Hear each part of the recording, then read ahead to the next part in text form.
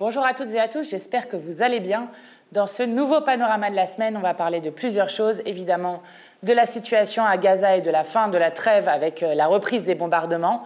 On va parler de Ruth El-Krief, on va parler de la COP28 et puis on va parler des victoires de notre niche parlementaire, seule journée dans l'année où on peut choisir l'ordre du jour de l'Assemblée nationale.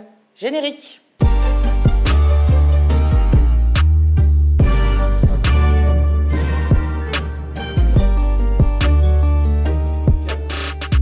Alors on va commencer évidemment par la situation en Palestine qui est dramatique puisque la trêve qui avait été négociée s'est arrêtée vendredi matin et depuis vendredi matin, Gaza est de nouveau sous les bombes et en Cisjordanie parce que ça continue aussi en Cisjordanie.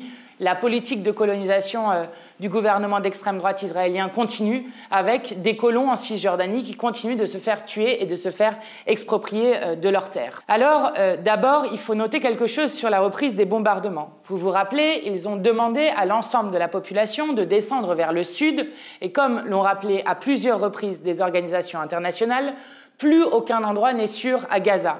Mais c'est pire que cela, puisque depuis la reprise des bombardements, c'est le sud qui est bombardé avec une offensive terrestre qui se passe dans le sud, c'est-à-dire là où ils ont demandé aux populations civiles de fuir. Donc, ce que l'ONU, des rapporteurs spéciaux de l'ONU, le secrétaire général de l'ONU a dit à plusieurs reprises, c'est-à-dire que le concert des nations devait prévenir un génocide, est en train de se passer avec non seulement un nettoyage ethnique qui a été là aussi maintes fois dénoncé, mais la volonté délibérée de tuer des Palestiniens et y compris de supprimer physiquement, potentiellement, le peuple palestinien. Donc, ce que nous appelons des indices génocidaires est en train de se passer devant nos yeux et il faut impérativement que la communauté internationale et la France portent une voix forte pour exiger qu'Israël arrête les bombardements.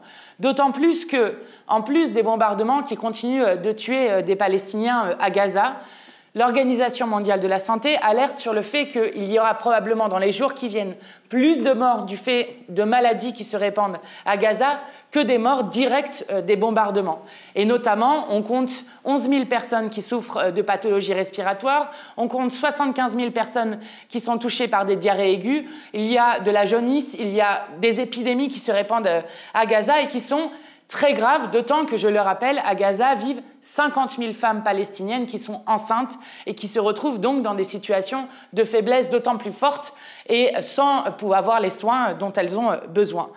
Donc il faut impérativement arrêter cela, d'autant que l'inquiétude que nous avons depuis plusieurs jours est en train de se confirmer, qui serait l'étendue du conflit à l'ensemble de la région. Je pense évidemment à ce qui a été dit par des ministres du gouvernement Netanyahou qui ont indiqué qu'ils voulaient faire dans le sud du Liban ce qu'ils ont fait à Gaza, donc qui pourrait s'étendre au Liban. Et vous avez peut-être vu ce week-end des événements qui ont eu lieu au Yémen, en Irak, qui font craindre qu'il y ait un élargissement du conflit, ce qui serait le pire évidemment pour la région. La France doit impérativement monter d'un ton sur cette question. Et notamment, dans le fait de monter d'un ton, des sanctions doivent être prononcées contre Israël pour les violations du droit international qui ont cours depuis maintenant pratiquement 2 mois sur le territoire palestinien.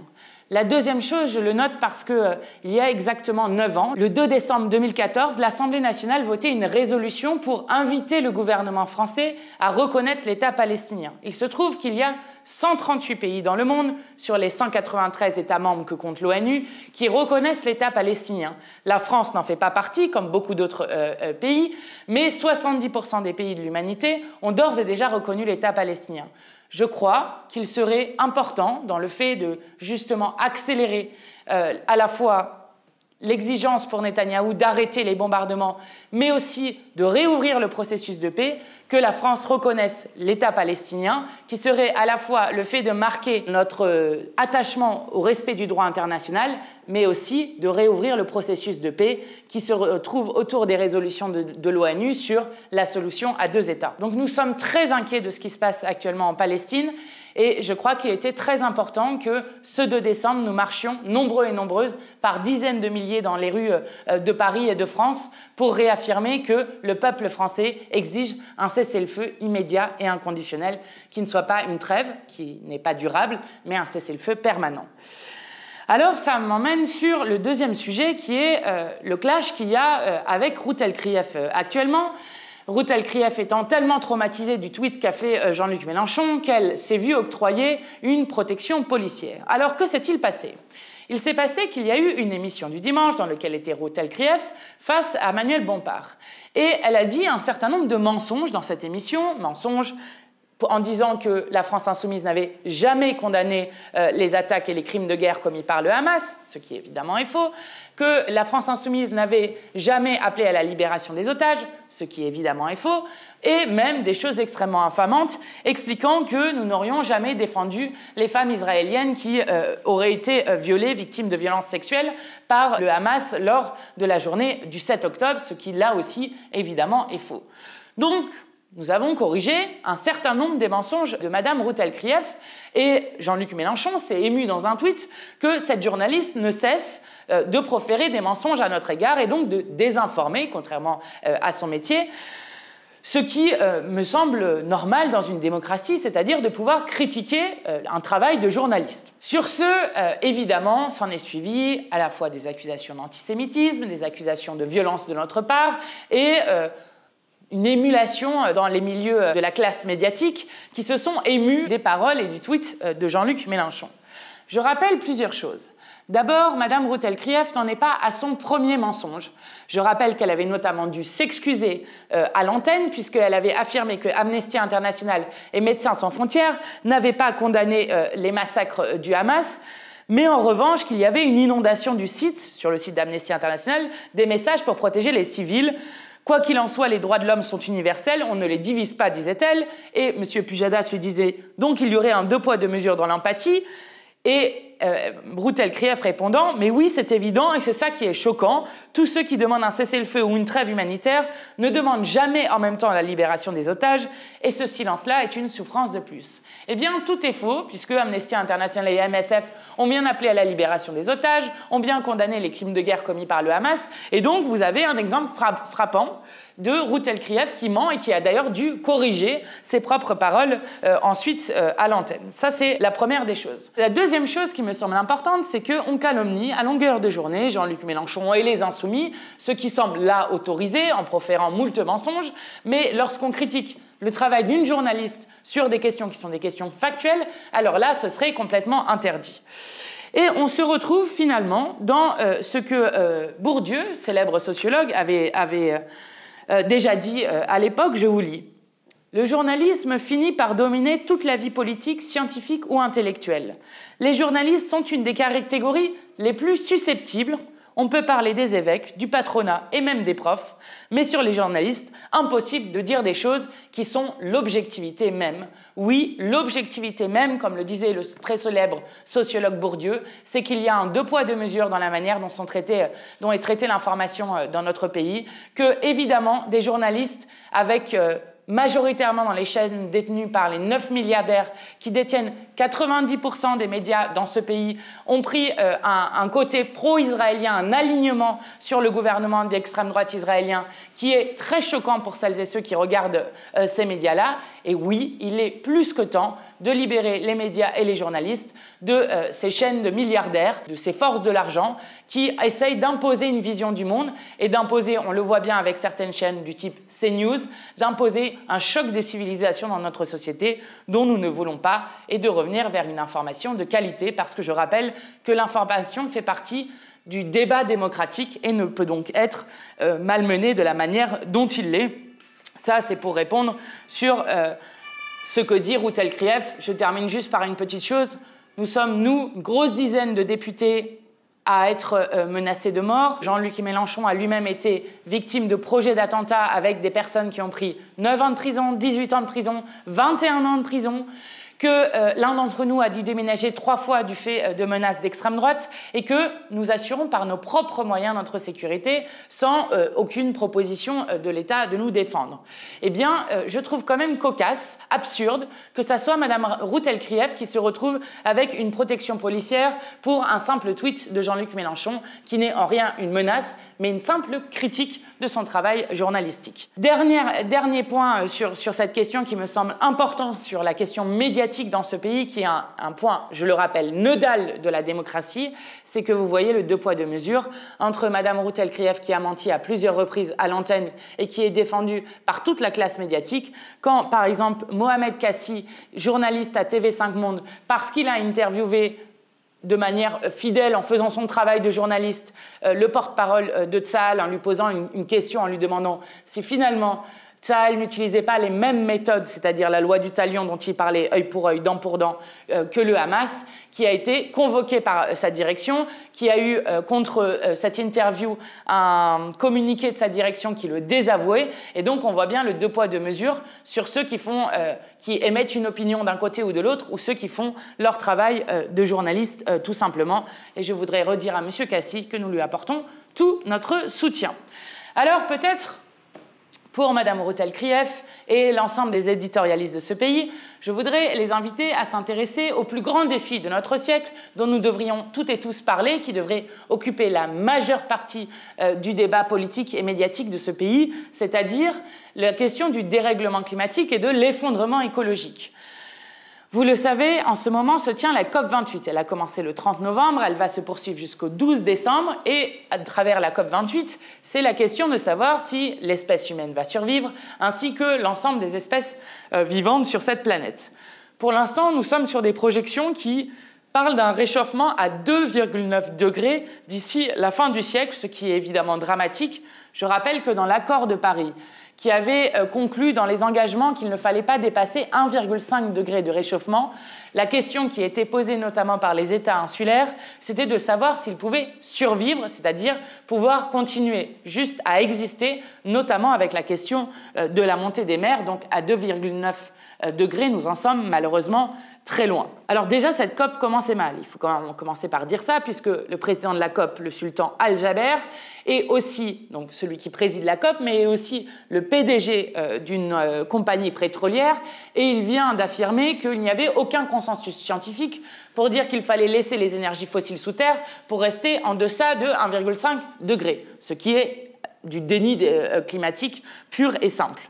Deuxième chose, on arrive dans un moment où on a des informations qui sont très inquiétantes. Par exemple, la mer de glace en Arctique disparaît 10 ans plus tôt que ce qu'avait prévu le GIEC, et il est trop tard pour la sauver parce que même si on baisse drastiquement nos émissions, alors le phénomène ne pourra pas être arrêté et va continuer avec une augmentation des événements météorologiques extrêmes du fait de la fonte de cette glace de mer, et surtout une fonte de la calotte glaciaire qui peut provoquer l'augmentation du niveau des océans de 6 à 7 mètres, ce qui est énorme. Donc, on a une série de mauvaises nouvelles comme ça, d'un dérèglement climatique qui va même plus vite que ce que les scientifiques avaient prévu. On a une COP présidée par le PDG d'une compagnie pétrolière, alors qu'on sait qu'il faut absolument arrêter d'exploiter les énergies fossiles. Et on a un pays, la France, qui ne respecte pas ses objectifs climatiques, ni ses objectifs de développement des énergies renouvelables, qui a été condamné, je le rappelle, 2 fois pour inaction climatique, 1 fois pour effondrement du vivant, et à 2 multiples reprises, la dernière fois c'était la semaine dernière, pour inaction sur la question de la qualité de l'air qui provoque chaque année des dizaines de milliers de morts prématurées dans notre pays. Eh bien, qu'a trouvé Emmanuel Macron à faire ? Il n'a trouvé rien de mieux à faire que de faire une tribune avec plusieurs pays pour expliquer qu'il fallait multiplier par 3 le volume d'énergie nucléaire.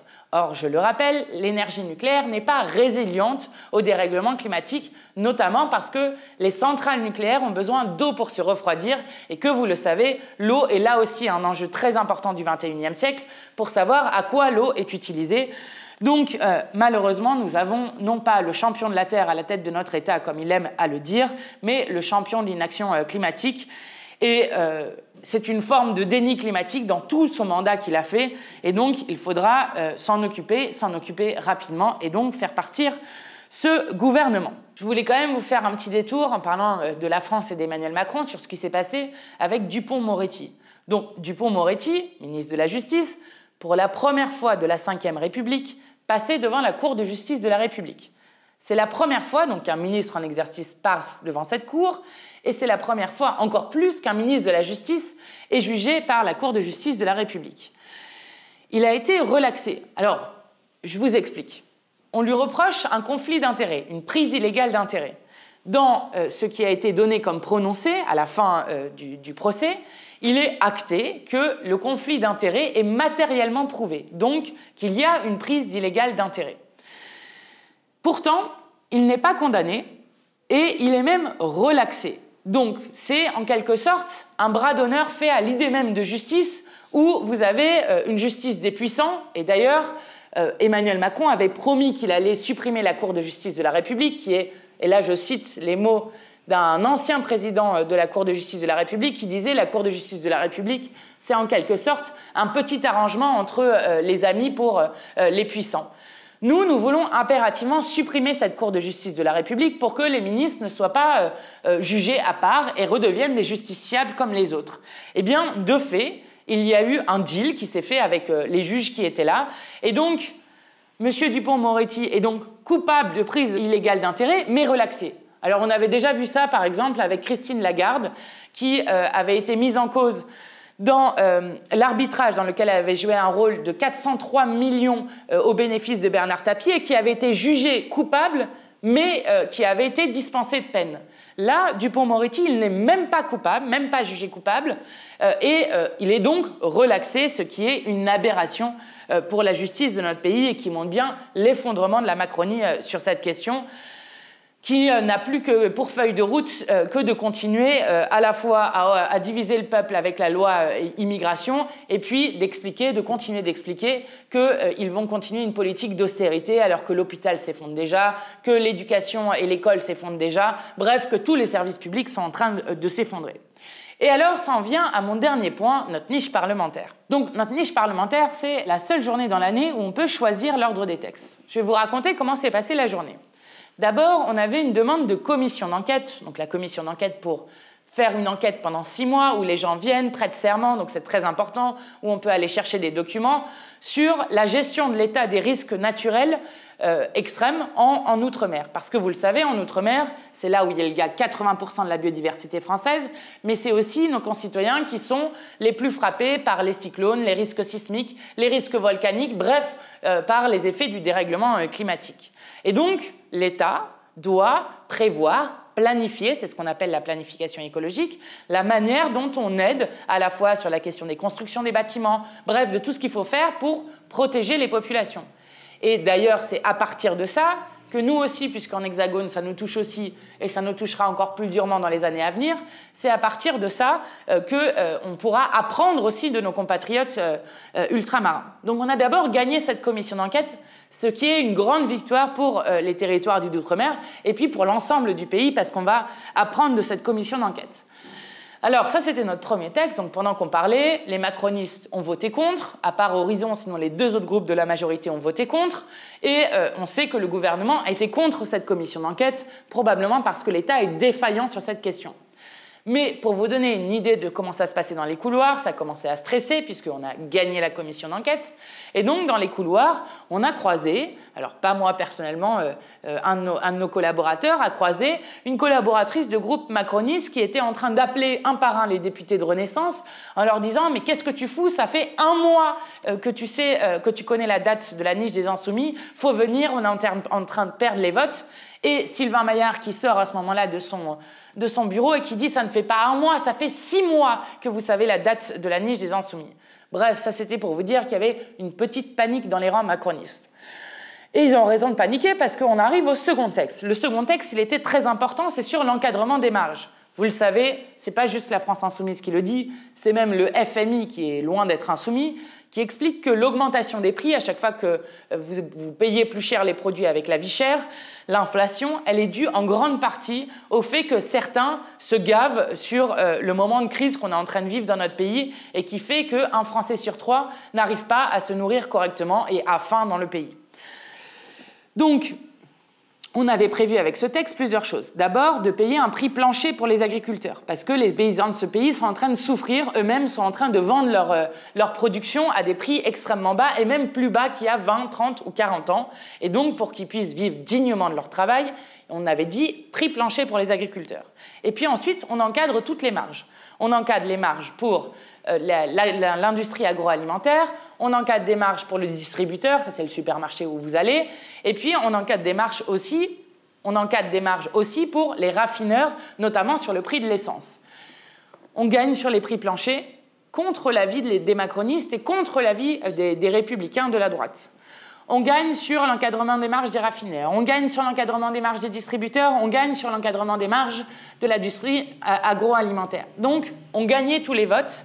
Et au dernier moment, avec une mobilisation plus forte des macronistes qui avaient été appelés un par un, et une sous-mobilisation de certains de la NUPES, M. Roussel était absent, M. Faure était absent, bon, on perd à 6 voix le fait de gagner cette chose qui aurait été historique, d'enfin encadrer les marges pour que les Français et Françaises puissent respirer, alors que, on le sait, la vie chère est en train de faire sombrer des millions de familles dans de la pauvreté, ou en tout cas des difficultés extrêmes entre payer le loyer, payer les factures de cantine des enfants, payer sa facture d'énergie, etc., et se nourrir correctement. Bon, donc ça, on est passé à tout près, mais en tout cas, on a montré qu'on pouvait gagner ça et qu'on pouvait faire tout autrement dans le pays, alors que ce gouvernement, depuis 2 ans, n'a absolument rien fait sur cette question, si ce n'est faire confiance au marché et donc laisser les prix augmenter. Ensuite, on est passé sur un 3e texte. C'était un texte là pour faire un moratoire sur les méga-bassines. Vous savez, les méga-bassines qui sont en train de construire un peu partout dans le pays, qui pompent directement dans les nappes phréatiques et qui sont au bénéfice de seulement une poignée d'agriculteurs, c'est-à-dire que dans les endroits où ça a été fait, ça bénéficie à 4% des agriculteurs, 3% des agriculteurs, au détriment de l'ensemble des paysans qui, eux, n'ont pas assez d'eau pour arroser leurs récoltes. Je rappelle qu'en plus, ceux à qui ça bénéficie, qui sont les plus gros agriculteurs, ont souvent des cultures qui sont destinées à l'export, par exemple des maïsiculteurs, ceux qui font du maïs. Et donc, il faut impérativement arrêter ces méga-bassines, l'eau s'évapore, bon bref, c'est une absurdité, et je rappelle que la meilleure bassine qu'on puisse avoir, c'est non seulement les sols, mais aussi les nappes phréatiques qu'il faut absolument préserver. Alors ça, sur le moratoire des méga-bassines, bon, sans surprise, à part la NUPES, tout le monde a voté contre, et donc, après que notre article unique a été supprimé, on a retiré ce texte et il faudra qu'on continue parce que derrière les méga-bassines se pose la question du modèle agricole dans lequel on est et qu'il n'est pas possible de rester dans un modèle agricole où un paysan se suicide tous les 2 jours dans notre pays et où on se retrouve à épandre des pesticides de partout. Et donc, il faut impérativement faire la bifurcation de notre modèle agricole. Ensuite, et ça c'était notre 2e victoire de la journée après la commission d'enquête, on a gagné un texte qui est essentiel, porté par Daniel Obono, qui est un texte qui exige, demande, qui oblige plutôt l'État à réouvrir des accueils physiques dans les services publics. On estime qu'il y a 20% de nos concitoyens qui n'arrivent pas à accéder aux services publics, et donc l'accès aux services publics, c'est juste l'égalité des citoyens et des citoyennes devant la République. Notamment parce qu'on a dématérialisé beaucoup de choses. Alors le numérique, c'est pas un souci. Il y a plein de gens à qui ça facilite la vie, mais quand vous n'arrivez plus à prendre un rendez-vous en préfecture, quand derrière vous n'arrivez plus à accéder aux allocations familiales, au minimum vieillesse, etc., alors là, ça fabrique une société de sans droit et nous ne sommes pas d'accord avec cela. Donc nous disons d'accord pour la dématérialisation, mais il faut qu'à chaque instant, chaque citoyen et citoyenne de ce pays puisse continuer à avoir quelqu'un à qui il peut parler en face pour régler ce qu'il a à régler pour accéder à ses droits. Donc ça, c'est une victoire énorme qu'on a là aussi gagnée contre les macronistes. Donc on a arraché et maintenant, on va s'activer pour faire en sorte que ce texte soit inscrit au Sénat et qu'on puisse gagner ce texte qui est un texte essentiel pour l'égalité des droits de toutes et tous. Et puis enfin, on a terminé notre niche parlementaire avec le début de la discussion sur l'abrogation de la loi Cazeneuve de 2017. Vous savez, cette loi qu'on appelle permis de tuer, qui a fait multiplier par 5 le nombre de tirs mortels par des policiers sur des véhicules en mouvement et qui fait qu'en France, nous avons eu 16 morts pour refus d'obtempérer en 1 an et demi, quand il y a eu un seul mort en Allemagne en 10 ans. Et donc, il faut impérativement abroger. Évidemment, c'est un combat qu'on va continuer. En tout cas, vous verrez qu'en 12 heures, nous avons fait plus que ce que la Macronie a fait depuis 6 ans. Donc, n'hésitez pas à nous donner le pouvoir, on saura quoi en faire, et ça en fera des textes bien plus intéressants pour justement aller dans le sens de l'intérêt général et de l'intérêt du pays. Et dernier petit point pour la route, si vous avez le temps d'aller au cinéma, je vous conseille vivement d'aller voir le film de Mehdi Fikri, qui s'appelle Avant que les flammes ne s'éteignent, avec dedans notamment qui joue Camélia Jordana et Sofiane Zermani. Alors c'est une fiction, donc ça passe en ce moment au cinéma, c'est une fiction qui est inspirée du meurtre d'Adama Traoré. Je parlais tout à l'heure des questions de violence policière. Adama qui est mort le jour de ses 24 ans et pour lequel la famille demande toujours justice. Donc à la fois c'est une histoire intéressante qui raconte une histoire qui est, je crois, emblématique de notre époque sur la question des violences policières. En allant le voir, vous ferez deux choses. D'abord, donner de l'écho à une histoire que le pouvoir essaye désespérément d'étouffer et de cacher, avec quelque chose qui est emblématique de notre temps, c'est-à-dire la question des violences policières. Ça, c'est la première chose. Et puis, la deuxième chose qui est importante, en allant voir ce film, vous ferez bien rager les fachos qui se sont mobilisés en masse contre ce film. Notamment, ils se sont mobilisés pour que la note du film soit très basse et donc qu'il ne soit pas bien référencé. Donc, allez le voir, je crois que c'est important. Et puis, ça donne évidemment de la force à l'ensemble des familles qui sont victimes de violences policières en redisant que c'est une question d'organisation de la société, de choix de la société et que nous refusons, alors que la peine de mort a été abolie dans notre pays depuis 1981, qu'il reste un permis de tuer pour des gens et qu'il reste une forme d'impunité pour des policiers. C'est ça qu'on essaye de changer et on continuera. Merci, bonne semaine.